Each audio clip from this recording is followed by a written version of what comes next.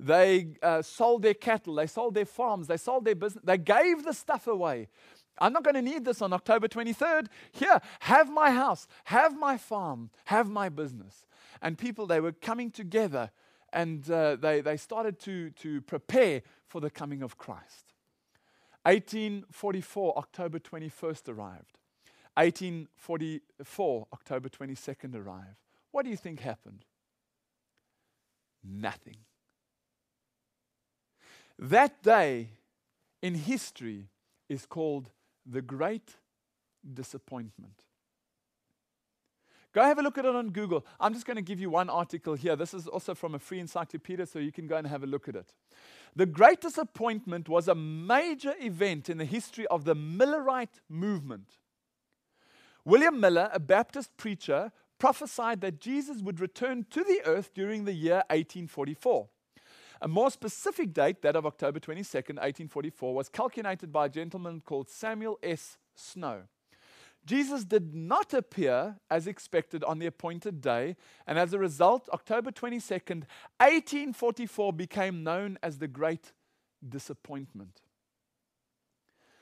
Now, can you imagine the embarrassment of having to go back to the person, you've given them your farm, and now you have to go back to them and say, sheepishly, excuse me, could I have my farm back, please? Could I have my business? Could I have my car back, please? Can I enroll my children in school again, please? We made a mistake. Brothers and sisters, you must understand the impact. Hundreds of thousands of people all over the world were waiting for the coming of Christ. It was the greatest day in the history of Christianity since Jesus was on the face of this planet.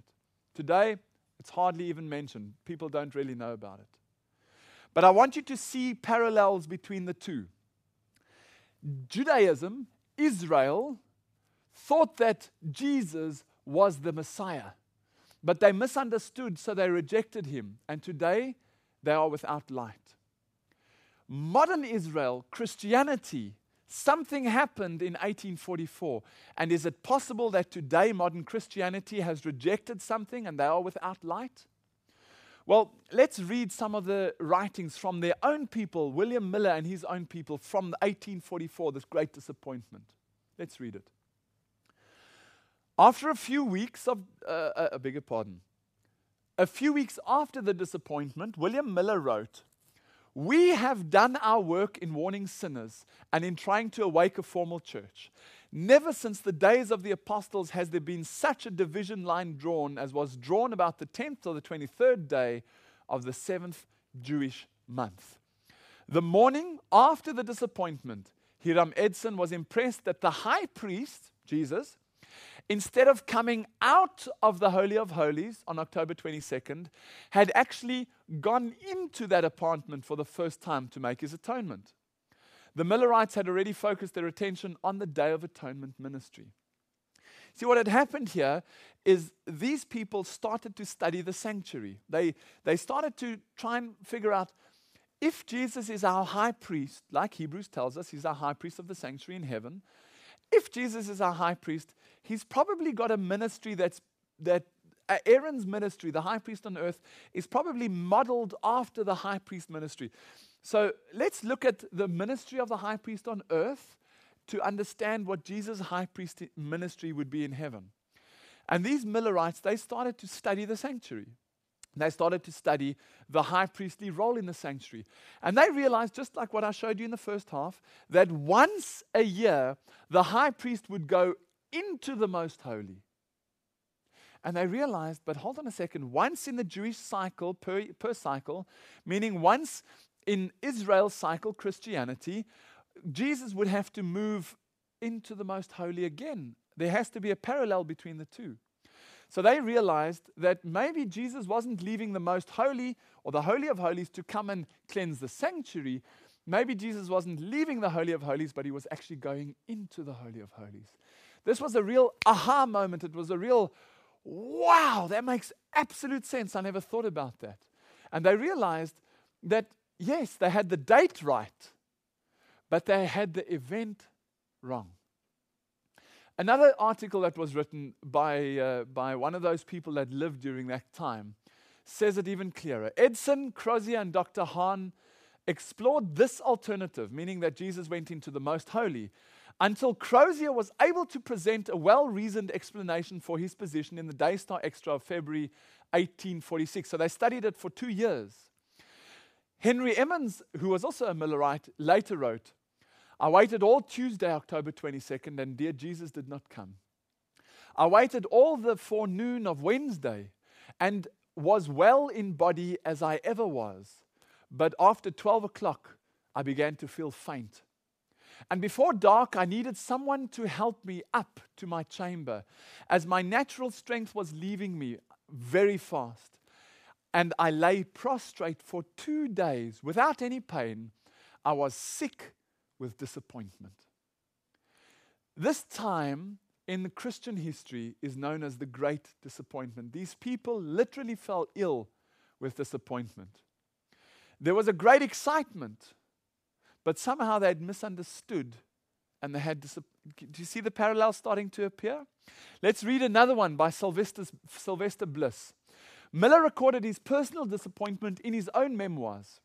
He said, were I to live my life over again with the same evidence that I then had, to be honest with God and man, I should have to do as I have done.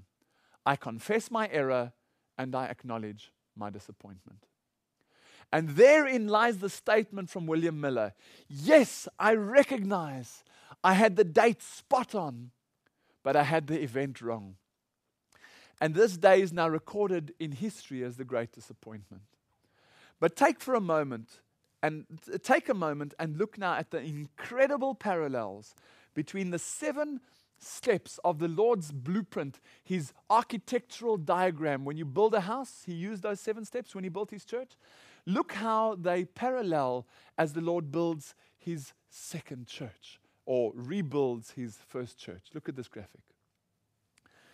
Great excitement was about Jesus, and many followed this group in 1843 and 1844. Most people misunderstood and followed for the wrong reason. They experienced massive disappointment when Jesus didn't come. As a result, most of those people fell away. But there was a small group that remained behind. This little group experienced the most terrible confusion, fear, and spiritual trauma because they thought that their Savior was a liar, meaning that he was dead. This group came from all walks of life. They stayed together and they debated and searched for answers. You remember the early church? I gave you the early church and how they were from different walks of life. Well, that's what happened, parallels perfectly with the latter church. In that latter church, that little group that were left behind, some of them were Anabaptists, some of them were Methodists, some of them were Lutherans, Anglicans, Baptists, Calvinists, Presbyterians. There were people from all walks of life. And they weren't just from a specific church. They came from all walks of life. And just like at Jesus' time, they had different backgrounds. And Jesus had called out of all these different options a people. So the Lord had taken from modern Israel a group of people to create a new system. And those were the church members where they came from, those different churches. I've given you 6 already. Great disappointment. Well, let's start again. Great excitement. Most people misunderstood. They had great disappointment, etc., etc. Perfect parallel between the two. And now number 7. Jesus taught them the sanctuary process. What do I mean by that?